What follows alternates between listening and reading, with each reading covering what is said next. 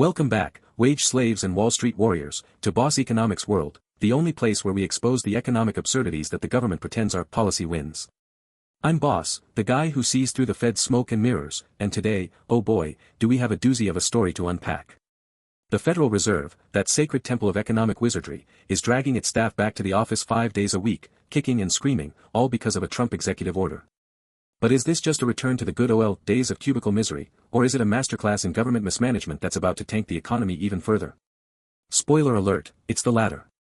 So, grab your overpriced lattes, mute your Zoom calls, and let's dive into this economic dumpster fire, from the surface-level nonsense to the deep, dark policy failures underneath.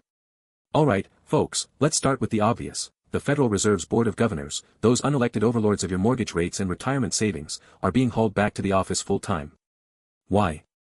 Because President Trump, in one of his first moves after taking office in January 2025, signed an executive order demanding that all federal agencies terminate remote work arrangements and get butts back in seats.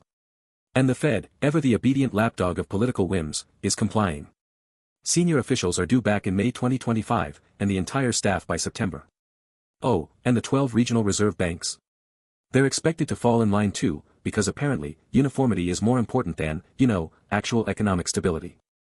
Now, on the surface, this sounds like your typical corporate, return-to-office, drama, the kind of thing that makes for spicy Reddit threads and watercooler rants. But let's be real, this isn't just about free bagels in the break room or avoiding rush-hour traffic. This is the Federal Reserve, the institution tasked with steering the world's largest economy through inflation, unemployment, and whatever fresh hell the markets throw at us next. And instead of focusing on, say, the fact that inflation is still hovering at 3.2% as of October 2024, Bureau of Labor Statistics, folks, look it up, or that the unemployment rate just ticked up to 4.3%, thanks, Fed's own data, they're busy playing office attendance police. Priorities, am I right? But oh, it gets worse. The Fed's excuse for this nonsense? We align our policies with executive orders as appropriate, says Chair Jerome Powell, who apparently forgot that the Fed is supposed to be independent, not a branch of the Trump administration's HR department. And if that wasn't enough, the Fed's already bowing to other Trump orders, like scrapping its diversity, equity, and inclusion, DEI, programs. Because nothing screams economic stability like deleting web pages about workplace fairness while the economy teeters on the edge of a recession. Bravo, Federal bravo. Now, let's peel back the layers of this bureaucratic onion and get to the real economic issues here. Because, surprise, surprise, this isn't just about office politics, it's about how government mismanagement is setting us up for a deeper, uglier economic mess. Let's break it down, point by point, from the micro to the macro. First off, let's talk productivity. Remember the pandemic? Yeah, that time when the world shut down, and the Fed miraculously figured out how to manage monetary policy from Zoom calls and home offices? Guess what, it worked. A 2023 study by the National Bureau of Economic Research, NBR, found that remote work increased productivity among knowledge workers by up to 13%. And guess who counts as knowledge workers? That's right, the economists, analysts, and policymakers at the Federal. So, why on earth would you force these people back into fluorescent-lit cubicles, where they'll waste hours commuting and daydreaming about quitting, when they were perfectly productive at home? Oh, and let's not forget the employee morale angle. A 2024 Gallup survey found that 60% of remote-capable workers prefer hybrid or fully remote arrangements, and 30% say they'd quit if forced back full-time. Now, I'm no rocket scientist, but if you're running the Federal Reserve, an institution that's already struggling to retain talent amid private sector poaching, just look at the Fed's own 2023 annual report, which cites staffing shortages as a key risk. Maybe, just maybe, you shouldn't alienate your workforce with pointless mandates. But hey, what do I know? I'm just a guy with a YouTube channel and a calculator. Now, let's zoom out a bit and talk about the real elephant in the room, commercial real estate. Why is the government so obsessed with getting everyone back to the office? Hint, it's not about collaboration or culture. It's about propping up a commercial real estate market that's on life support. According to CBRE, the U.S. office vacancy rate hit a record 19.6% in Q3 2024, the highest since the 1980s. And in Washington, D.C., where the Fed is headquartered, it's even worse, a whopping 21.3%. That's billions of dollars in empty office space, folks, and the banks holding those loans are sweating bullets. So, what's the government's genius solution? Force federal workers, including the Fed, back to the office to artificially inflate demand for office space. Because nothing screams free market like using taxpayer-funded institutions to bail out real estate tycoons, right? But here's the kicker, it won't work. A 2024 McKinsey report predicts that hybrid work is here to stay, with 30% of office space likely to remain vacant long-term. So, instead of letting the market adjust, like capitalism is supposed to, the government's doubling down on a losing bet, and the Fed's playing along like a good little soldier. Meanwhile, small businesses in downtown DC, the coffee shops, the delis, the dry cleaners, are still dying because foot traffic isn't coming back. But hey, at least the Fed staff can enjoy their overpriced sandwiches in person now. And now, let's zoom out even further to the macro level, because this is where the real damage happens.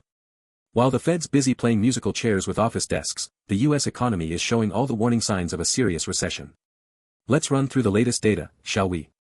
As of October 2024, the Consumer Price Index, CPI, is still at 3.2%, well above the Fed's 2% target. And core inflation, which strips out volatile food and energy prices, is even worse at 3.5%. Why? Because the Fed's rate hikes, which, by the way, have jacked up the federal funds rate to 5.25% as of November 2024, aren't cooling demand as much as they're squeezing supply chains and raising borrowing costs for businesses.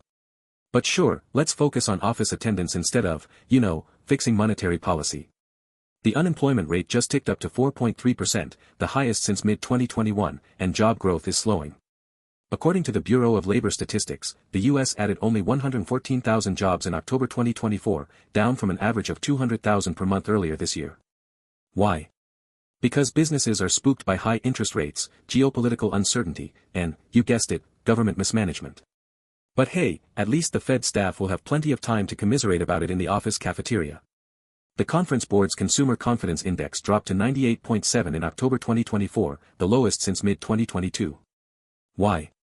Because Americans are feeling the pinch of high prices, stagnant wages, and a government that seems more interested in office politics than economic policy. But don't worry, folks, the Fed's got its priorities straight. Who needs consumer confidence when you've got full office attendance, right? And finally, let's talk about the biggest economic issue of all, the Fed's so-called independence. Look, I get it, the Fed's supposed to be above politics, making decisions based on data and evidence, not executive orders. But this return to office nonsense, not to mention the DI rollback, proves what we've suspected all along, the Fed's independence is a myth. When push comes to shove, the Fed bends the knee to whoever's in the White House, whether it's Trump, Biden, or a cardboard cutout of Milton Friedman. And this isn't just a theoretical problem, it's a real economic risk. A 2023 study by the International Monetary Fund, IMF, found that central bank independence is critical for maintaining low inflation and economic stability. When central banks get politicized, inflation spikes, growth slows, and markets lose confidence. Just look at Turkey, where President Erdogan's meddling in monetary policy has led to inflation rates of over 70% in 2024. Is that what we want for the US? Because if the Fed keeps kowtowing to political whims, that's exactly where we're headed. So, what's the takeaway here, folks? This return to office mandate isn't just a minor HR annoyance, it's a symptom of a much bigger problem, government mismanagement that's actively sabotaging the economy. While inflation burns, unemployment rises, and consumer confidence tanks, the Fed's wasting time and resources on pointless bureaucratic exercises, all to appease a political agenda. And the worst part? It's not even going to work. Productivity will suffer, talent will flee, and the commercial real estate market will still be a disaster. But hey, at least the Fed staff can enjoy their soul-crushing commutes again, right? Here's the real kicker, this isn't just the Fed's fault. It's the government's fault, specifically, the Trump administration's obsession with optics over substance. Forcing federal workers back to the office isn't going to make America great again, it's going to make America broke again. And the Fed, by going along with this nonsense, is complicit in the economic wreckage that's coming. So, what can we do about it, folks? First, stop buying the government's propaganda that this is about productivity or culture. It's about politics, plain and simple. Second, demand that the Fed grow a spine and start acting like the independent institution it's supposed to be. And third, keep watching Boss Economics World, because we're the only ones calling out this nonsense for what it is, an economic train wreck in slow motion. Until next time, folks, keep your wallets close and your skepticism closer. This is Boss Economics World, signing off.